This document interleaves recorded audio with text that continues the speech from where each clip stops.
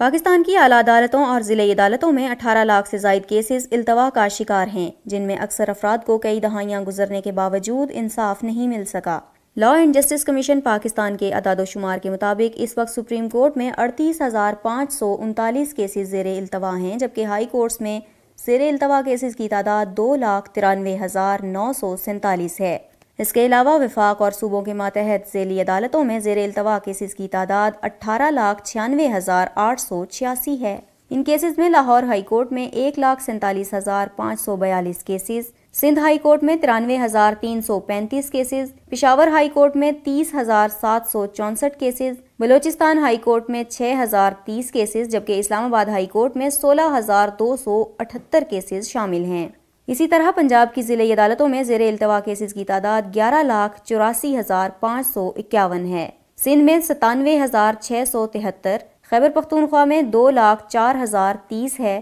بلوچستان 12,826، جبکہ اسلام آباد میں ان کی تعداد 37,753 ہے۔ سینئر وکیل محمد اکرم شیخ کا کہنا تھا کہ اعلیٰ عدالتیں ضلعی عدالتوں کا اہم پلیٹ فارم ہیں، لیکن ایسا لگتا ہے کہ تمام ہائی کورٹس اور سپریم کورٹ کی توجہ آرٹیکل 199 اور آرٹیکل 184(3) پر ہے۔ سینئر وکیل محمد اکرم شیخ کا کہنا تھا کہ اعلیٰ عدالتیں ضلعی عدالتوں کا اہم پلیٹ فارم ہیں، لیکن ایسا لگتا ہے کہ تمام ہائی کورٹس اور سپریم کورٹ کی توجہ آرٹیکل 199 اور آرٹیکل 184(3) پر ہے۔ سینئر وکیل محمد اکرم شیخ کا کہنا تھا کہ اعلیٰ عدالتیں ضلعی عدالتوں کا اہم پلیٹ فارم ہیں، لیکن ایسا لگتا ہے کہ تمام ہائی کورٹس اور سپریم کورٹ کی توجہ آرٹیکل 199 اور آرٹیکل 184(3) پر ہے، جو انہیں بنیادی حقوق نافذ کرنے کے اختیارات دیتے ہیں۔ تاہم اس معاملے میں ماہر قانون کا یہ بھی خیال ہے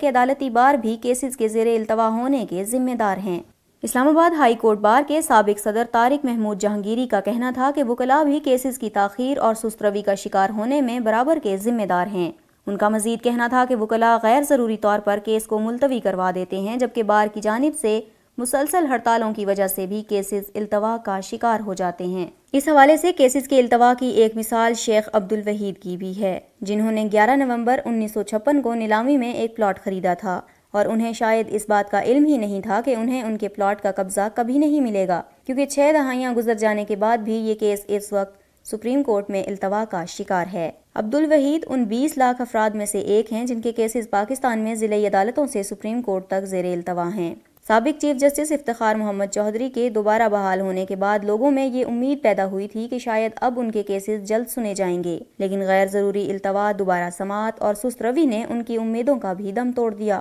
پاکستان میں مالی معاملات کے کیسز میں فریقین کو دہائیوں تک انتظار کرنا پڑتا ہے اور کبھی تو درخواست گزار کی تیسری نسل کے سامنے کیس کا حتمی فیصلہ آتا ہے۔ عبدالوحید کے کیس میں پلاٹ کے مالک نے عدالت میں اعتراض لگایا کہ ان کی زمین متروکہ املاک ہے جسے فروخت نہیں کیا جا سکتا، تاہم پھر بھی عدالت نے 7 جولائی 1960 میں اس جائیداد کا فیصلہ خریدار کے حق میں دے دیا تھا۔ 6 سال بعد 6 فروری 1966 کو یہ معاملہ سپریم کورٹ پہنچ گیا، جبکہ لاہور ہائی کورٹ نے فیصلہ عبدالوحید کے حق میں دے دیا تھا، تاہم سپریم کورٹ نے 2/3 مالکانہ حقوق متروکہ املاک کے طور پر برقرار رکھے تھے۔ لاہور ہائی کورٹ میں یہ فیصلہ 18 جون 1968 کو چیلنج کر دیا گیا اور مارچ 2001 میں درخواست مسترد کر دی گئی، تاہم 2007 میں دوبارہ سے یہ کیس سپریم کورٹ میں زیر التوا ہے۔ اسی طرح ایک اور کیس میں 1947 میں ہندوؤں اور سکھوں کی جانب سے راولپنڈی میں چھوڑی گئی 267 جائیدادوں کے 1000 سے زائد ورثاء کی دوسری نسل کیس کی پیروی کر رہی ہے۔ آصف بشیر نے بتایا کہ میرے والد ان جائیدادوں کے دعوے دار تھے اور وہ 20 سال قبل انتقال کر گئے۔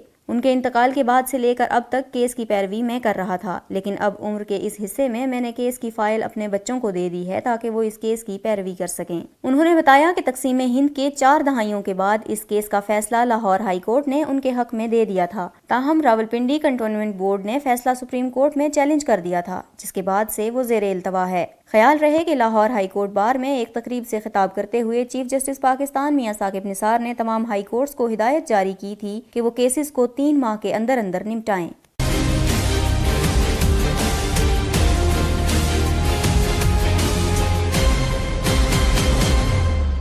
Please subscribe to Humsup TV and hit the notification icon on the screen to get the latest updates of our channel. Thank you for watching Humsup TV.